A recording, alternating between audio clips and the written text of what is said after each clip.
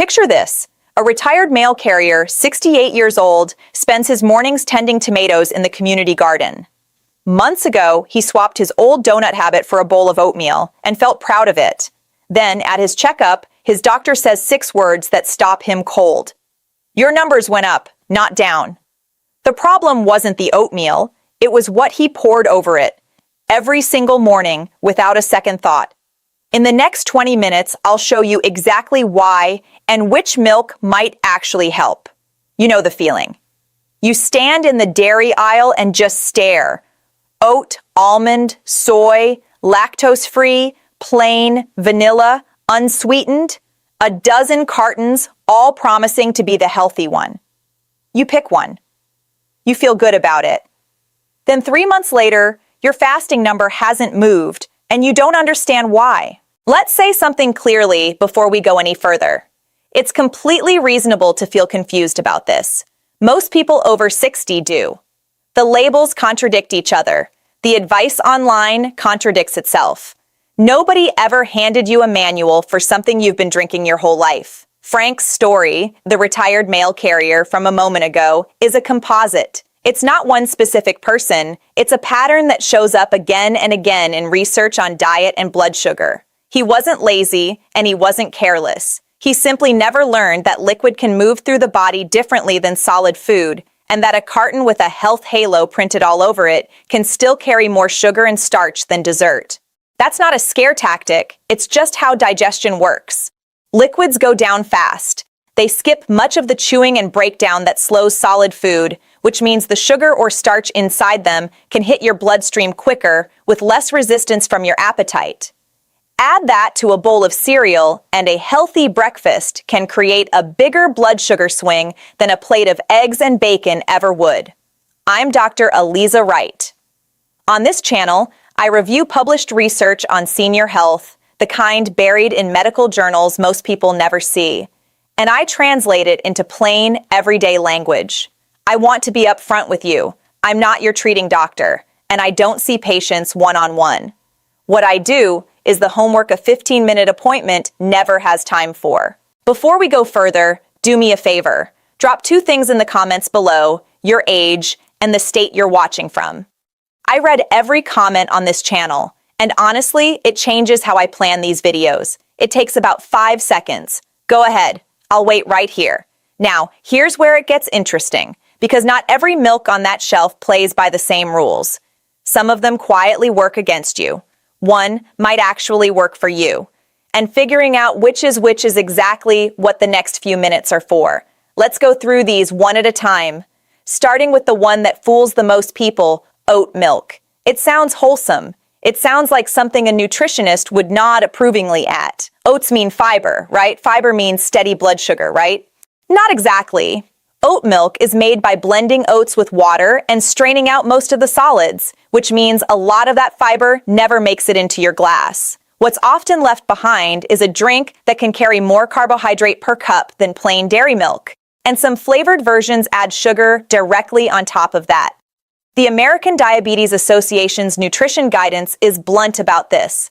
Choose unsweetened versions of any plant-based milk, because the flavored ones can carry enough added sugar to undo the good you're doing elsewhere in your day.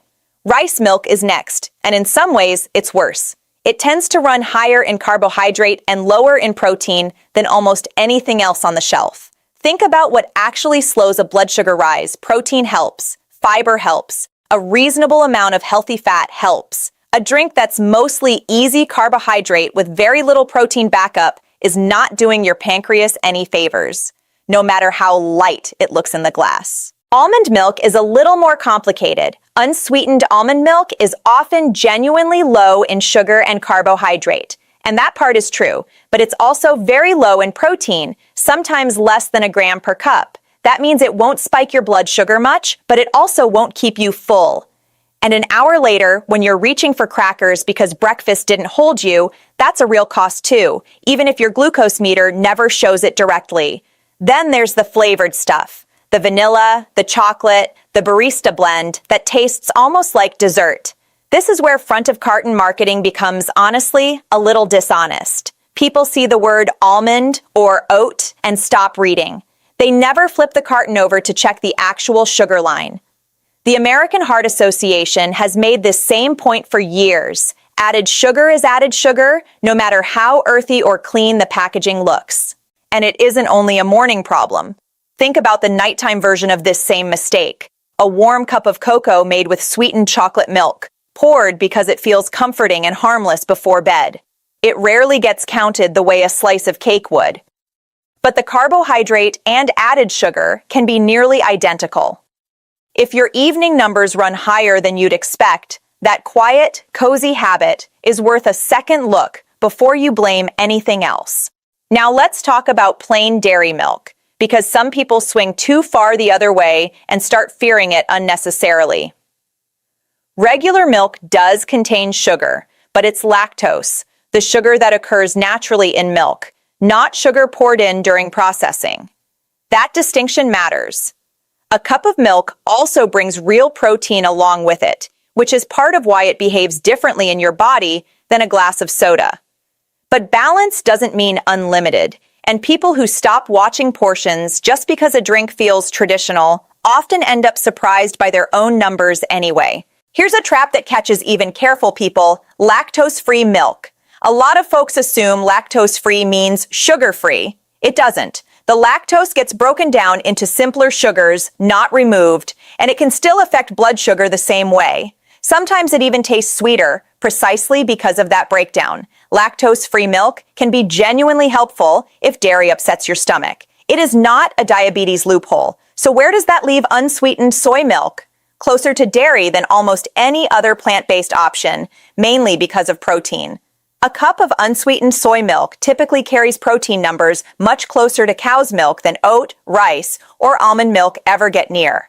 And that protein does real work. It helps you feel satisfied, which means less grazing an hour later. If you avoid dairy, unsweetened soy is a genuinely solid choice, not a consolation prize. But none of that is the milk I actually want you paying closest attention to today. Because there's one more option that has something plain dairy doesn't have, and something most plant milks don't have either. Fermentation. Plain, unsweetened kefir. Not the fruit-flavored kind, not the dessert-flavored kind with a sugar count that rivals a soft drink. Plain, unsweetened kefir tastes tangy, almost sour, a bit like drinkable yogurt. I'll be honest with you, it is not going to win a flavor contest against chocolate milk. But flavor isn't the question we're answering today. Function is. Fermentation changes the conversation in a way plain dairy simply can't. When milk is fermented, the bacteria involved feed on some of the natural sugar, which means the finished drink can carry a bit less sugar than the milk it started as, while also introducing live cultures that plain milk never had in the first place. That's a genuinely different product, not just milk with a marketing sticker. Here's why kefir earns a closer look, and it's not just a trendy word borrowed from a wellness blog. In 2015, researchers at Tabriz University of Medical Sciences in Iran published a randomized, double-blind, placebo-controlled trial in the Iranian Journal of Public Health. 60 adults with type 2 diabetes were split into two groups. One group drank roughly 20 ounces of plain kefir daily. The other drank a similar amount of ordinary fermented milk that wasn't kefir. After 8 weeks, the kefir group showed a meaningfully greater improvement in fasting blood sugar and in A1C, the 3-month blood sugar average, compared with the group that didn't receive kefir. Sit with that for a second. 60 people, 8 weeks, a real placebo-controlled comparison. That is not nothing, not by a long shot. But I want to slow down right here, because this is exactly where people usually take a real finding and stretch it past what it can support. This was one modest-sized study. It ran for 2 months, not 2 years.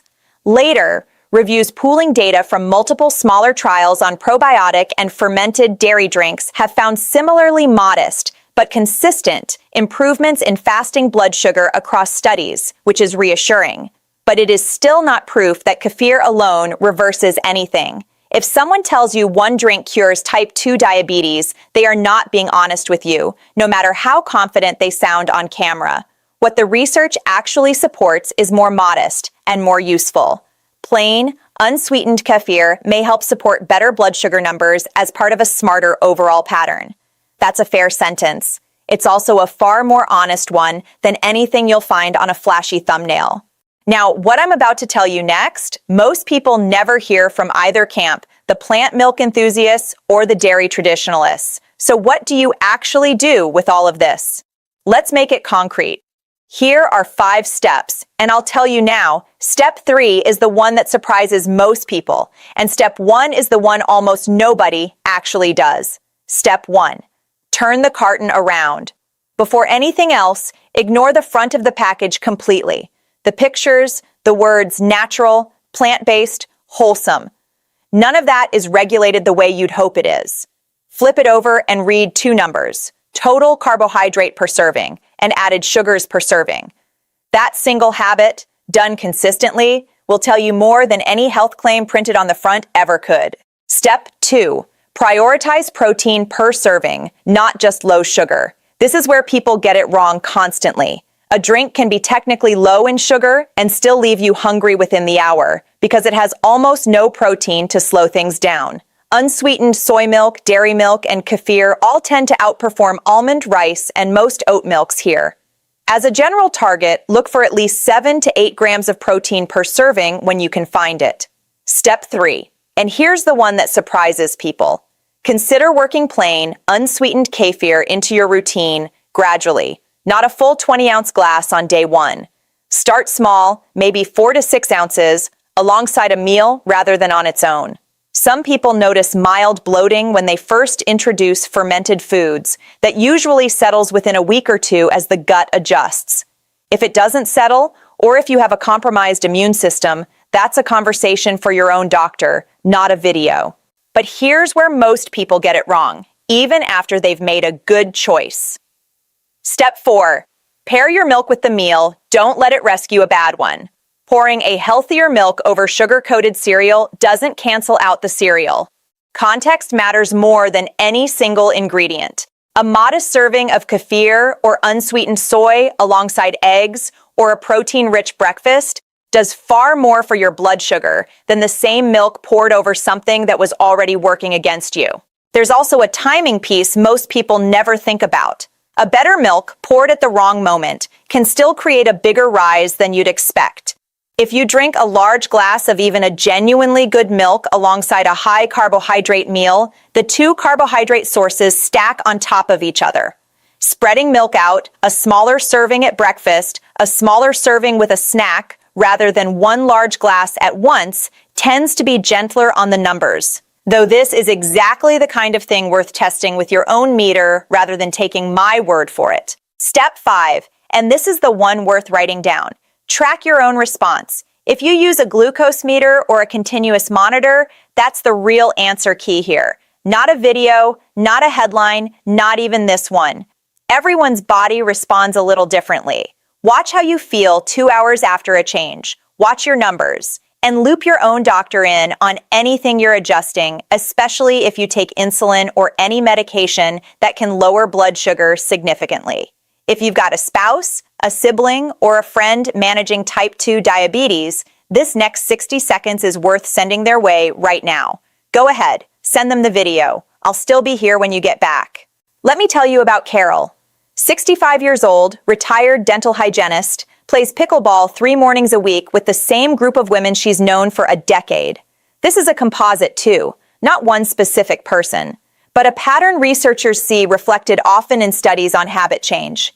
Carol didn't overhaul her whole diet overnight. She made one swap. Her evening glass of sweetened almond milk with cookies became a smaller glass of plain kefir with a handful of berries. Nothing dramatic, no detox, no supplement. Within a few weeks, the kind of timeline that shows up again and again in this research, she noticed she wasn't craving something sweet after dinner anymore. That's not a miracle. That's satiety doing exactly what protein and fermentation are built to do. Small, boring, repeatable, and it adds up in a way that a dramatic before and after post on social media never quite captures. Here's the part of Carol's story I find most useful, though. She didn't need her whole day to change. She still has her Thursday pickleball coffee with the same friends. She still keeps a treat around for birthdays, The swap lived in exactly one slot of her day, the after-dinner glass, and because it was one slot instead of 10, it actually stuck past the first 2 weeks, which is usually where most new habits quietly fall apart.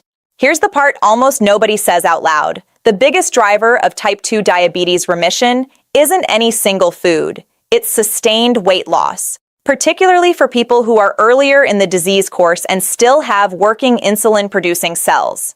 The direct trial, published in The Lancet in 2018, found that close to half of participants who lost a meaningful amount of weight, often more than 30 pounds, saw their blood sugar return to a non-diabetic range without medication within a year.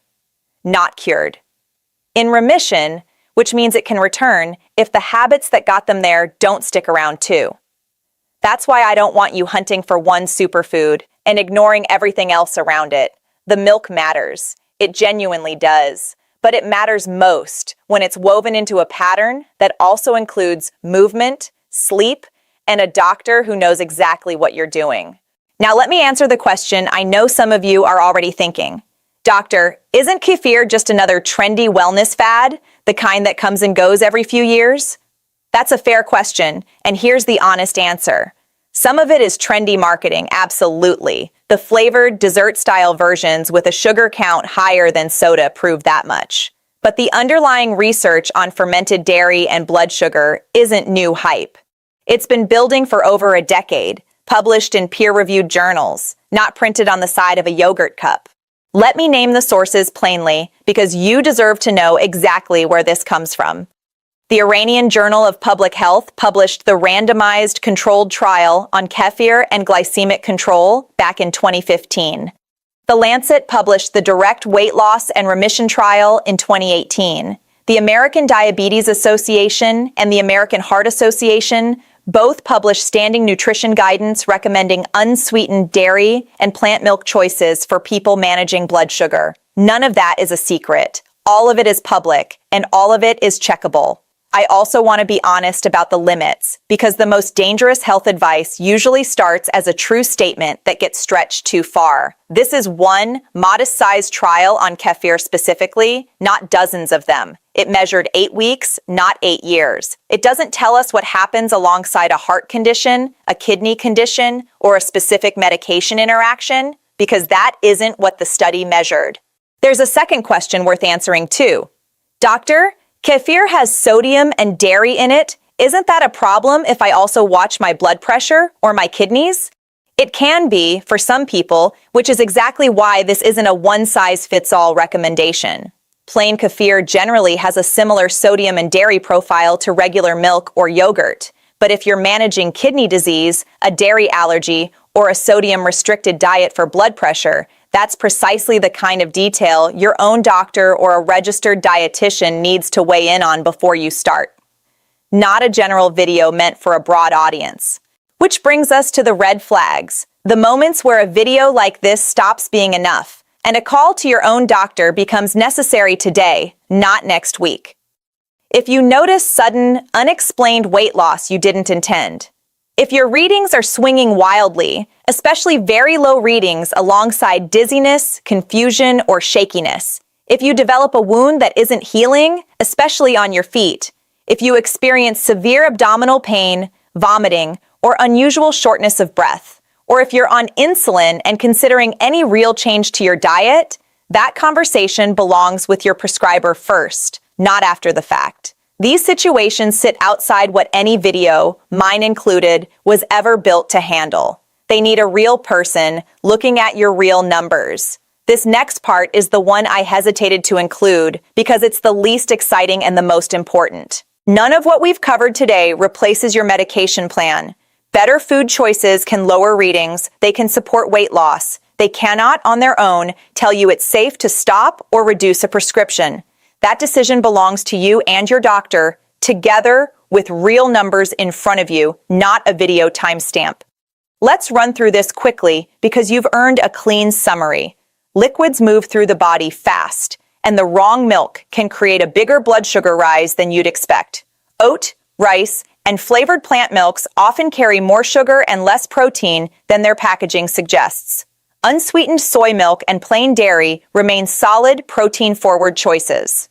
And plain, unsweetened kefir, backed by real published research, may offer a genuine edge for some people when it's used correctly and paired with the rest of a smart routine. Here's the whole message in one sentence, if you remember nothing else from today. The right milk doesn't reverse diabetes by itself, but it can make every other good decision you make just a little bit easier to keep making.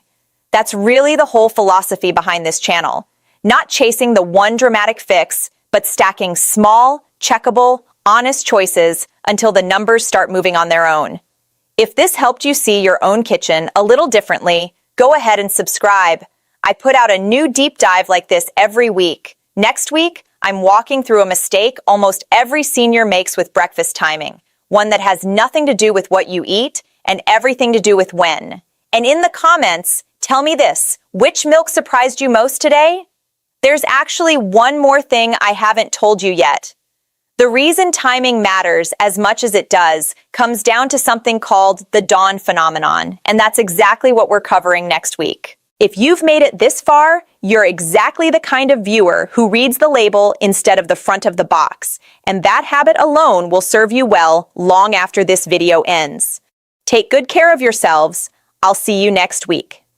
This video is for general educational and informational purposes only. It is not medical advice and does not create a doctor-patient relationship. Please always consult your own qualified healthcare provider for diagnosis and treatment.